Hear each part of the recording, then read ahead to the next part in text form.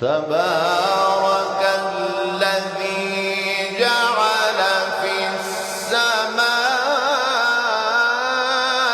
السماء بروجا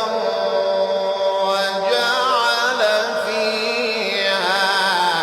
سراجا وقمرا